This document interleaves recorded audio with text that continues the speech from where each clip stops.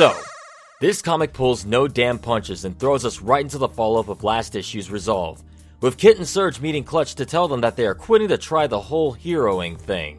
Look at these two misguided idiots. Kit is even imitating Surge's demeanor and behavior like Tails would do to Sonic back in the day. But here's the thing though, Clutch is having none of that shit, and quickly lets them know as much, reminding them that he's the reason they are even being regarded as heroes right now, and to know their place. And the whole time I'm thinking, bro, Kit, Surge, waste this fool. Then I see their expressions and body language as he's getting up in their faces and I'm like, oh no. The trauma from being physically and mentally abused and broken into submission by Starline for most of their lives is now making it so any sign of authoritative aggression makes them regress. Damn you, Starline! But dudes, the size of the balls on this possum can't be understated. For a guy like him to look at two living weapons and essentially tell them to fall in line without worrying about them instantly drowning his ass is incredible. My man is pulling off Kingpin vibes from Spider-Man with how much control he's demonstrating over everything. Granted, he's not a sitting duck, but he's nowhere near their level in power. But in more ways than one, he's got the mental advantage over them, and that's enough to keep them both in check. Not to mention he claims to be the only one who knows about Kit and Surge's past. If you really think about it, it's super eerie how close he and Surge are design-wise. I know it's coincidence, but my brain can't help but look at these two and see Clutch as her potential forgotten father. That or maybe an abusive uncle. Seeing as we don't know either of their full backstories yet. With Clutch basically dismissing them and giving them another assignment to destroy the Phantom Rider, the two are left to their own devices. Another thing I'd like to point out, did anyone notice they didn't tell Clutch what they learned last issue? That the Phantom Rider is Sonic? If they really wanted to, they could have screwed Sonic over and told Clutch what they knew. This shows me that despite their situation, they're still not completely giving in. Of course, after Clutch so brutally puts them back in their place, Surge is throwing an absolute fit.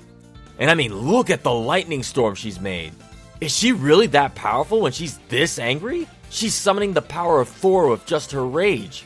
Regardless, the powerful storm isn't just affecting the skies, but everyone else now caught in its powerful wind and rain. Thunder, rain, and lightning. This includes Sonic, who is stranded and figuring out what to do now that his disguise is busted. When a civilian's flying vehicle is struck by lightning from the storm started by Surge, Sonic is about to fly in and help. That is right until Storm shows up and saves them. That's right, the Babylon Rogues are here to save the day. But let's all be real here.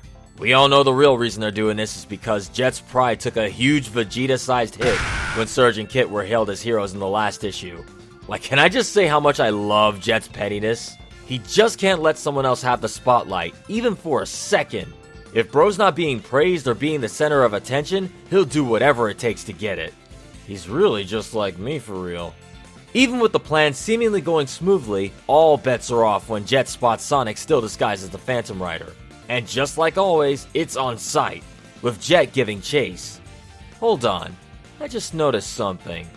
Jet is green, and one of his biggest personality flaws is his pride, pettiness, and jealousy.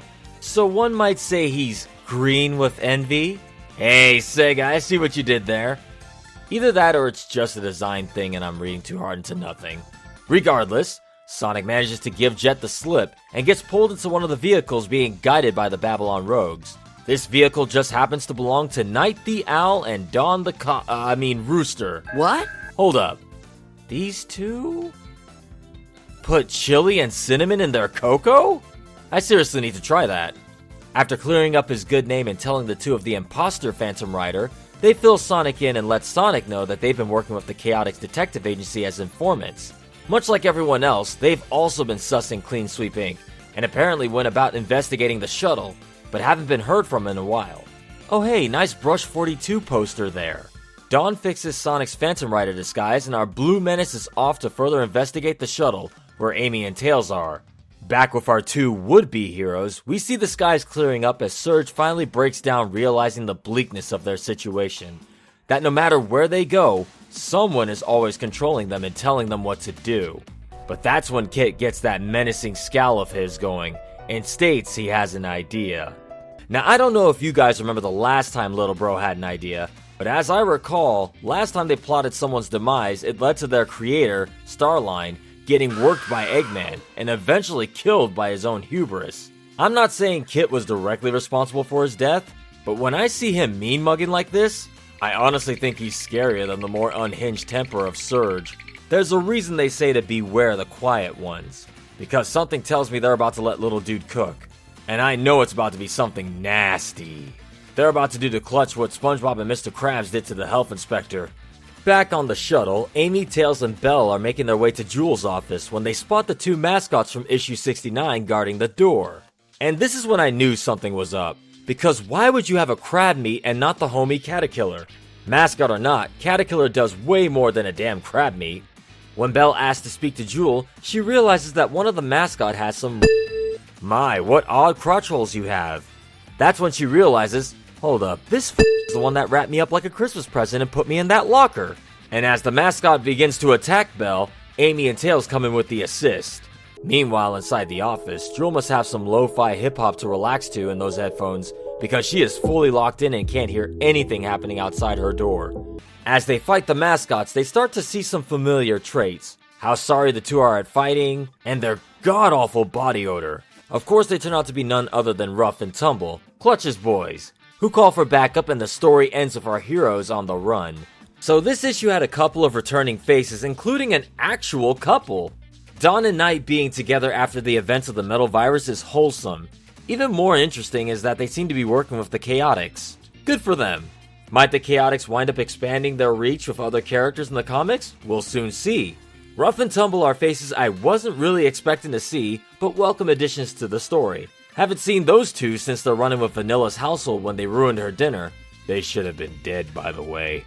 Ironically enough, it'd be funny if that's how the Chaotix wound up tracking them to the next move, by following the two idiot skunks back to Clutch once the dinner party was over. Speaking of which, I have a feeling those three will be playing a big part in this story, as well as Kit and Surge. Those two trauma-scarred characters might as well be the main characters for this arc, because I'm most interested in their story right now. It's weird that those two have arguably the most going on right now. In fact, this whole plot kinda hinges on what those two do next, whether they play nice or go full villain mode in these next few issues. I'm looking at Kit's face and thinking, yeah, they're about to do something drastic. This is really why Clutch shouldn't push his luck with these two.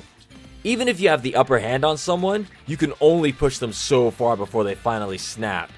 Starline learned, and now I guess it's Clutch's turn. The question is, how will they go about taking him out? If they do anything to him with all the positive publicity on Clean Sweep, it won't look good for them. But accidents do happen. Do you see them becoming heroes, anti-heroes, or villains by the end of this story? They're definitely about to get their hands dirty. I'm sad everyone's favorite Sheep didn't make an appearance in this one, but she's definitely coming back swinging in the next few issues. This one gets a 7.9 out of 10. Let me know your thoughts, spin dash the like button for the engagement and algorithm, and subscribe if you haven't already. And I'll see you all next time. Last video's best comment. This video is brought to you by my patrons.